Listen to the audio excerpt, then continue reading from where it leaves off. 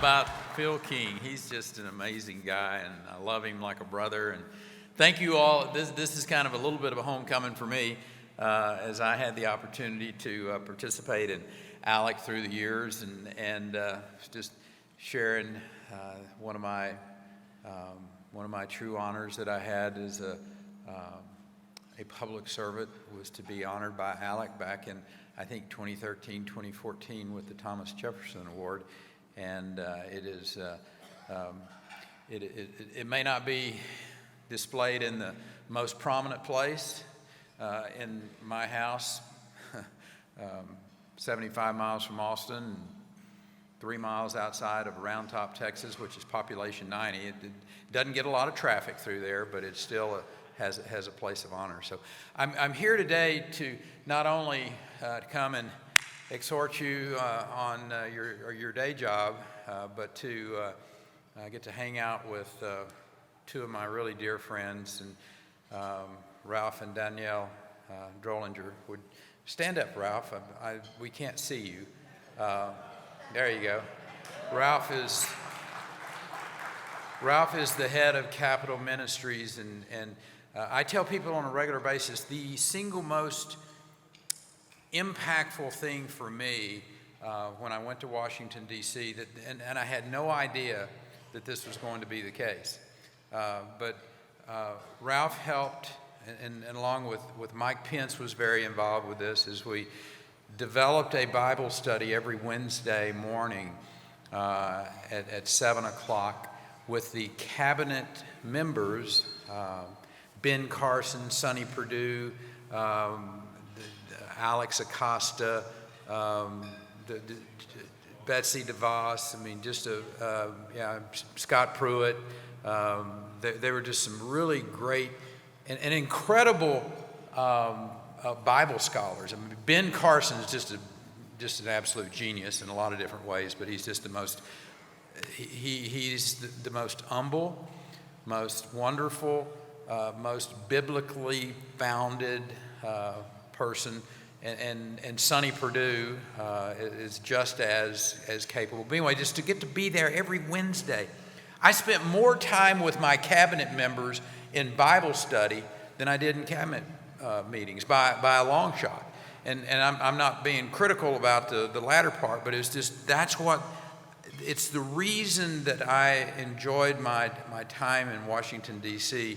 As well as I did. And Ralph, I just want to say thank you for being this great teacher, but also we came this morning and had a little group gathering and some back and forth and presentations this morning, and we talked about the foundational work that happens with Capital Ministries across the country. I think they're in 45 states now. There's only 5 states, so look and see if your state's not one of them. Let's go get on the team here. And but it is a great privilege to be here with you. Listening to Phil, I'm really intrigued with what's going on in our country right now. Some of you may not know this. My history is when I was elected to the State House in 1984, I was elected as a Democrat. This was back in the days when there was a pretty substantial number of conservative Democrats in Texas, certainly, and in other states as well. So I tell people as we become divided in this country, as we continue to kind of see this rift in America, and the politics seem to pull us apart, I tell folks, I said, listen, I'm 71 years old, and in 5 years, I will have spent exactly half of my life as a Democrat and half of my life as a Republican. And I said, maybe that's a pretty good thing from the standpoint of we need to work together. And listen, this isn't to say that you need to compromise your values, compromise the things you believe in. Not that at all. But as a House member, as a statewide elected official, as the lieutenant governor, as I worked in that the state Senate, and then for 14 years as the governor, we had to find ways to work together. And if there's one thing that I can leave you with today is to try to find those places where you can work with. Now, listen, I am not happy with my Democrat friends packing up and running off.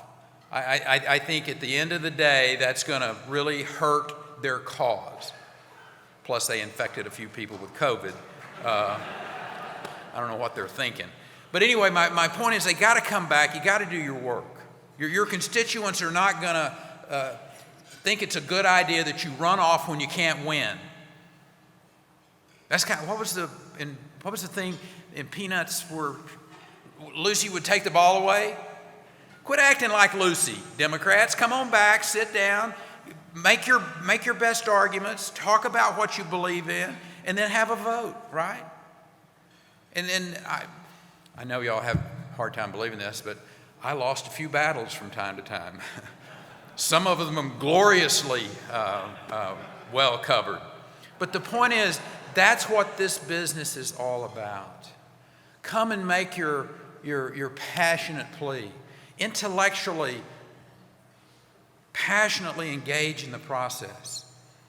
And when it's over with, shake hands with your opponents.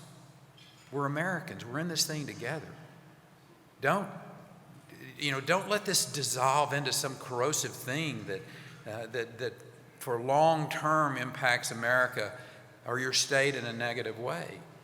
We can find the solutions.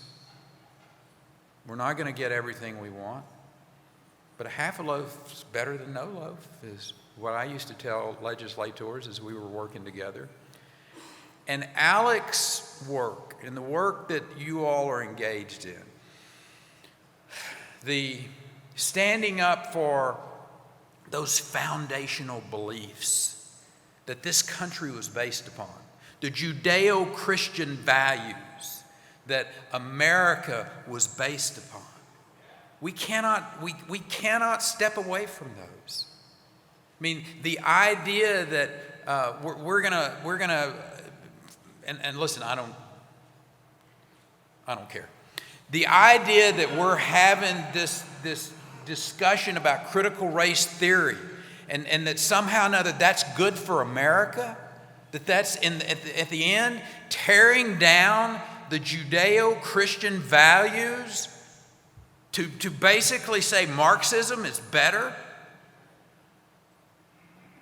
I hope that all of us can stand up and push back on that in a powerful way. Our children will tell us thank you in a decade from now as we still have this foundation. Ralph talked about having a foundation. If you do not have a foundation, you're lost and you'll be washed away.